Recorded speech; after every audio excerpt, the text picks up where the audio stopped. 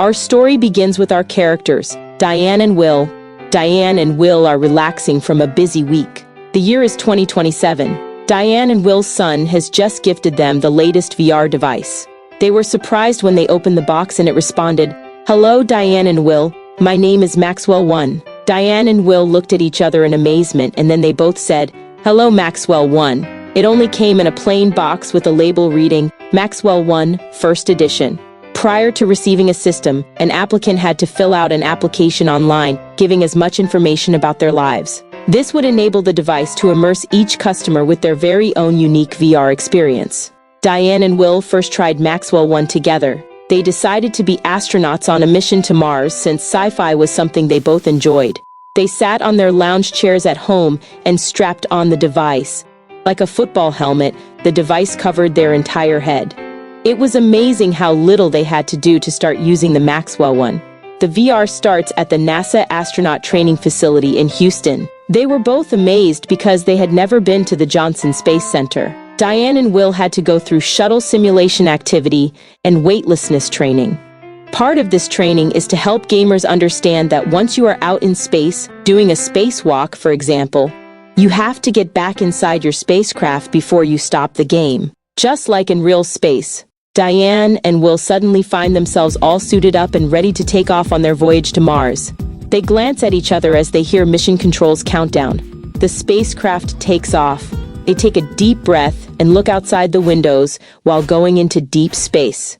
Maxwell 1 informs them that arrival will be in just minutes with Maxwell's hyperdrive technology. Once on Mars, Dianne and Will use the supplied space vehicle to tour the planet. Amazed during the tour, like everything inside the spacecraft, everything on Mars is realistic as well. Once Dianne and Will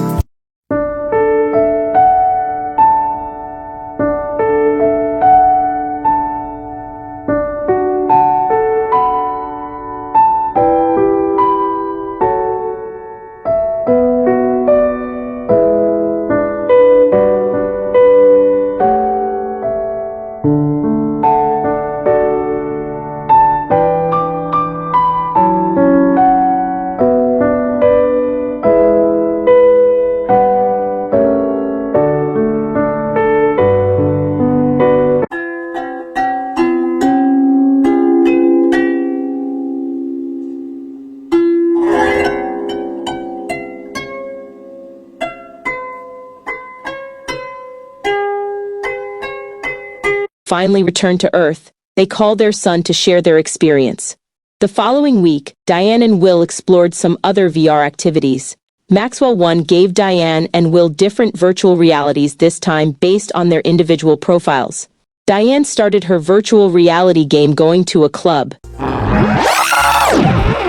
At first, Dianne was wondering why Maxwell 1 would start her virtual reality in a club. It had been years since Dianne went to clubs, and even then, she did not frequent them that much. Dianne's virtual story starts with her sitting by herself in a small club. Maxwell 1 had already picked out an outfit for Dianne based on her profile. Dianne was dressed in one of her favorite dresses. From head to toe, Dianne had her hair done with shoes to match. She even had a touch of makeup on. A sign on the door read Club 1965. The club was dimly lit and had tables around her, each with a white tablecloth covering circular-shaped tables. A spotlight covered the small stage. Soft music played in the background. Suddenly, a familiar voice said, "The show will start momentarily." She was a little curious that she was the only person in the room. The game even had a drink appear, as Dianne was thinking she could use a drink. As the light increased on stage, Dianne stopped drinking and looked towards the stage and saw a banner that read, "Just for you." At the same moment as the sound of the music increased, to Dianne's surprise, she recognized her favorite singer, JC, which was just a nickname, but she knew who the singer was. The show began with JC saying, "Hello, Dianne. Welcome to the show." As JC began to sing, he stepped down off the stage, slowly approaching Dianne. JC then took the drink out of her hand, and as Dianne continued to just gaze into JC's eyes, he began to sing softer and lower. But as he sang, he admired Dianne's dress and body by slowly touching her hair. slowly moving his hands from her head to her face, then from her face to her neck. The intimate encounter increased Dianne's anxiety. Dianne was almost frozen, but finally had the courage to touch JC as well. She touched his hair, then his face, then his neck. She almost touched all the same areas that he had touched as he continued down her body. Dianne still had her dress on, but that would not last for long. Now, Will was so into his virtual reality game that he did not hear Dianne's reactions to her virtual reality game. They were in close proximity to each other, but far enough away not to interrupt each other. Dianne spilled what was left of her drink off the table as JC sang softly, but continued to interact with Dianne. Then JC asked Dianne, "What can I sing for you?" He continues to sing softly, but at this point, Dianne's dress is barely on, and she doesn't even remember when her shoes came off, exploring all of her body, and she almost forgets that he is singing to her as she is feeling every inch of his hands touching her body. She is extremely aroused at this point, and Dianne is completely immersed in this game. To make things interesting, Maxwell won, then switches between a few of her favorite singers. At almost a twinkling of an eye, Dianne is still mesmerized as the music changes with each character. She plays instruments, she gets to sing duets, etc. Based on her preferences prior to starting the experience, Maxwell transformed Dianne into another reality. This time, Dianne had an apron on. As the game started, she suddenly met Mary, one of her favorite baking show hosts. Dianne was pleasantly surprised that she was able to be a guest. During this VR experience, Dianne was able to bake anything she desired. Mary coached Dianne along the way. It was so amazing. She couldn't wait to share experiences with family members. The following day, Dianne and Will decided to try more games. Dianne desired to play on a women's baseball team. However, when Dianne or Will took a break from VR, they had the bruises to show for it, which was a little embarrassing. Will has fallen into the same mesmerizing virtual world of games. Will played professional sports and traveled with a virtual Dianne to endless parts of the earth. Dianne and Will had fun seeing their virtual counterparts in their games. Part of the fun was changing all kinds of physical attributes and other options to make the games fun. As our story continues into Will's already ongoing VR game, Will is climbing to the top of Mount Everest, the highest of the Himalayas mountains. Will just finishes his climb to the top while the VR device controls the oxygen, and Will is able to breathe normally without the restraints. Actual climbers have to be properly equipped to conquer this treacherous climb to the top. It had always been a dream of Will's to see the discovery of Noah's Ark from childhood stories. Maxwell 1 reminded Will that even though his pleasure was to climb to the top of Mount Everest, Noah's Ark actually landed on the mountains of Ararat, located in the far eastern part of Turkey near the border of Iran. After Will reached the top of Mount Everest, he looked at the amazingly majestic scenery. But suddenly, Sir Edmund Hillary, a New Zealand mountaineer and explorer, appeared in the VR experience alongside Will. Joining them was Tenzin Norgay. These two men were known to be the first two confirmed climbers to reach the summit of Mount Everest. So, the two gentlemen congratulated him. Will did not recognize these men, but Maxwell 1 gave Will a brief history of their climb of Mount Everest. The men scoffed at Will's VR accomplishment.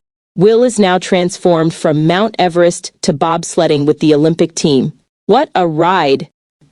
Thought Will after that adventure. Will wanted to experience a superboat ride. So, he piloted a superboat. Will even reach speeds near 162 miles per hour. Will had never thought that a boat could go so fast on water. The vessel hardly touched the surface as it sped across the water. Extreme sports were a bit overwhelming. Next, Will flew a jet plane, a military-grade MiG. Will first prepared for this flight by putting on all the gear he needed for a jet pilot. As Will took off, the jet speed increased rapidly. With Maxwell 1's guidance and, as instructed, Will started by climbing up to approximately 85,000 feet. Once he was there, the jet reached Mach 2.6, or a little over 1,500 miles per hour. For Will, this adventure was an exhilaration beyond anything Will had experienced. Like Dianne, each adventure was more exciting than the previous one. Next, Will had always seen a Bugatti Veyron in Beverly Hills. Valued at over $2 million, Maxwell 1 delighted Will when he found himself inside the vehicle. Will strapped on the seatbelt, checked all his mirrors, and took off driving. Will drove on some of the most exotic roads in the world. To test the limits of his speed in a Bugatti, he started out on many famous racetracks. He even drove on the famous Autobahn in Germany. The various speedways were as exhilarating as driving the Bugatti Veyron itself. Will reached speeds of 253 miles per hour.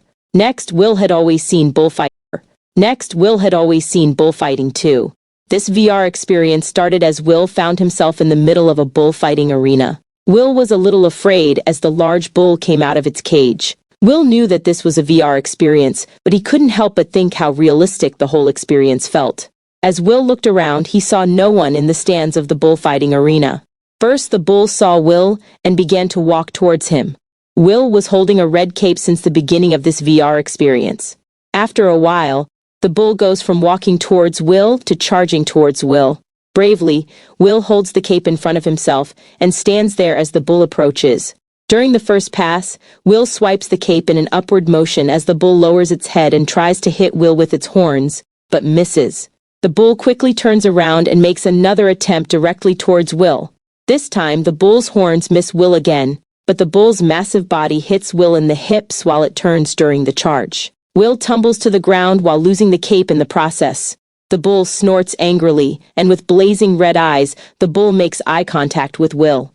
As Will gets to his feet and picks up the cape, the bull charges again towards Will.